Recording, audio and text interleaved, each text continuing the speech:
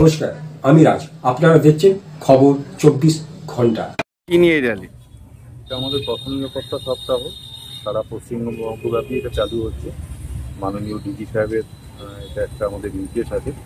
1 তারিখ থেকে আগামী 8 তারিখ অবধি এটা চলবে।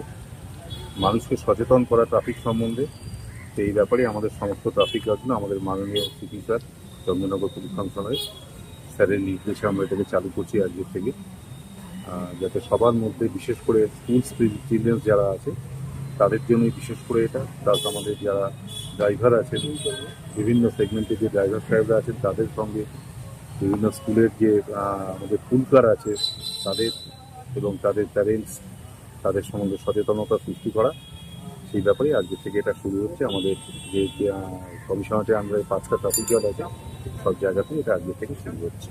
এটা আজ থেকে কতদিন পর্যন্ত চলবে? আগামী 8 তারিখ অবধি চলতে হবে। আর আজকে কোন রুটে এই র্যালিটা হবে?